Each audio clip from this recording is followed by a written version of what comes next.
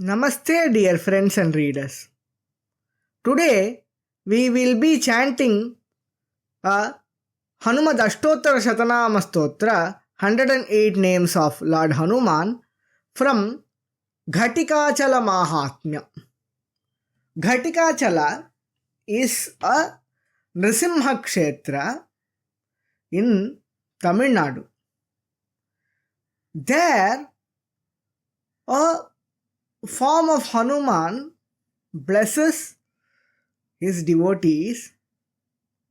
He has Shankha and Chakra in his hands. Let us chant these 108 names that praise this form of Hanuman. Atipatalavaktrabjam Dhritahemadri Vigraham Anjaneyam Shanka Chakrapanim Chetasi Dhimahi.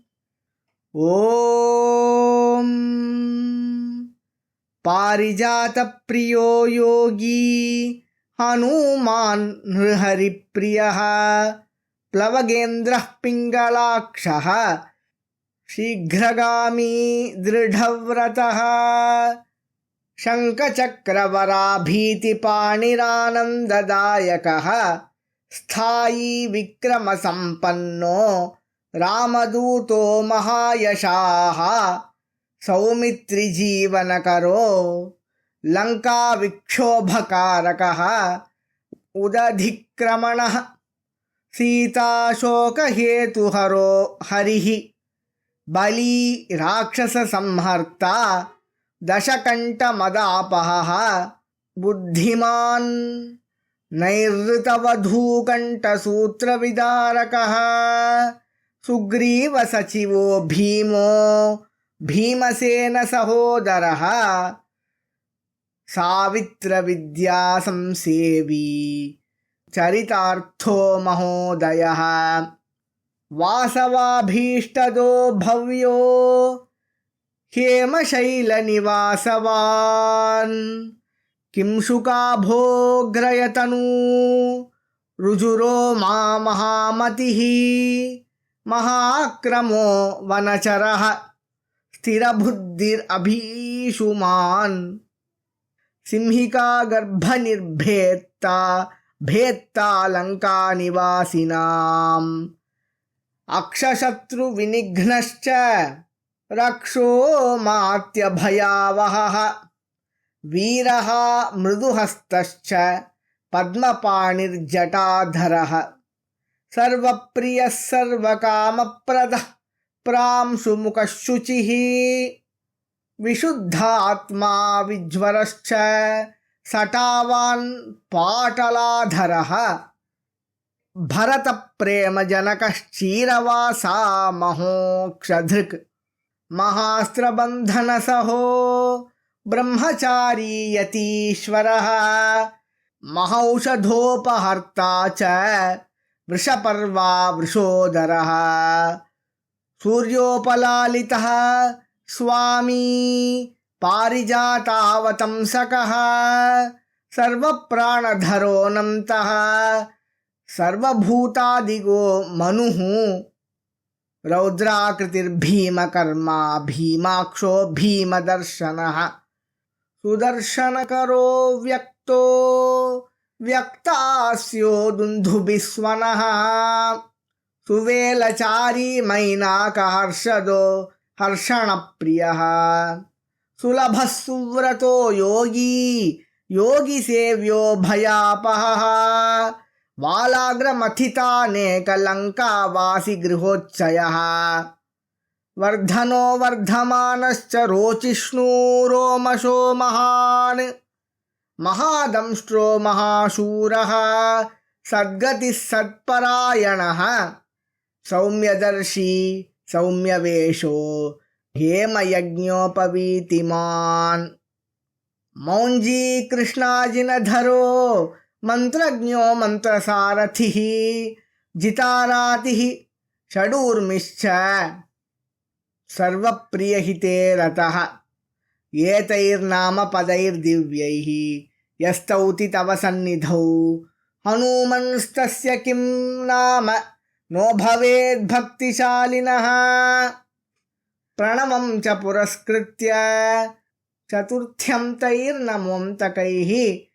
एतैर्नामभिरव्यग्रैरुच्यते Hanuman भवान् ऋणरोगादिदारिद्र्य पापक्षुद्रापमृत्यवः विनश्यन्ति हनूमन्स्ते नाम संकीर्तनक्षणे भगवन् हनुमन् नित्यं राजवर्ष्यं तथैव च लक्ष्मीवश्यं च श्रीवश्यम् आरोग्यं दीर्घमायुषं प्राधान्यं सकलानां च ज्ञातिप्राधान्यमेव च वीर्यं तेजश्च भक्तानां प्रयच्छसि महामते.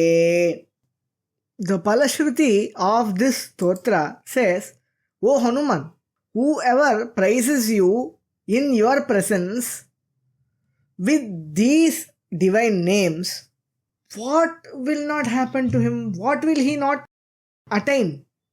One who uses these names to do archana using mantras which starts with Omkara and the names given in this stotra in dative case Chaturthi Vibhakti followed by Namaha.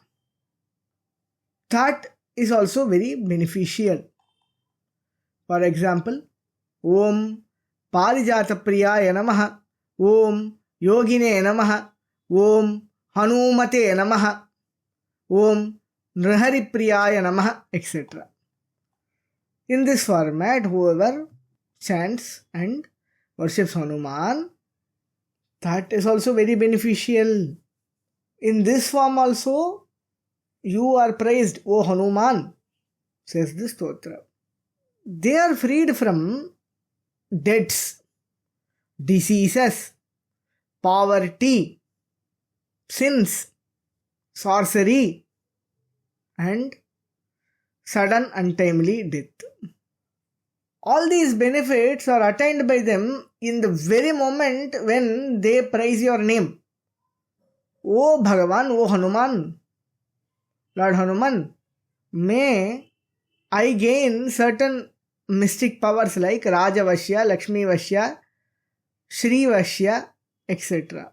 Rajavashya means may all the authoritative people be favorable to me. Lakshmi Vashya is may I attain abundance, may I be blessed with wealth, abundant wealth.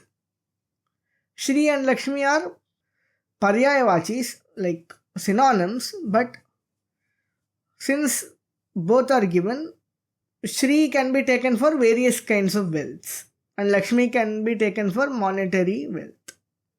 And also attain longevity, Dirghamayusham, Pradhanyam Sakalanam, importance among people, importance in one's own career, one's own circle, Jnati Pradhanyam, importance in family and extended family, Viryam, prowess, Tejaha, power, O great one, wise one, Mahamate, O Hanuman with great wisdom. You give all these benefits to your devotees, Bhaktanam Prayachasi, says the Palashruti.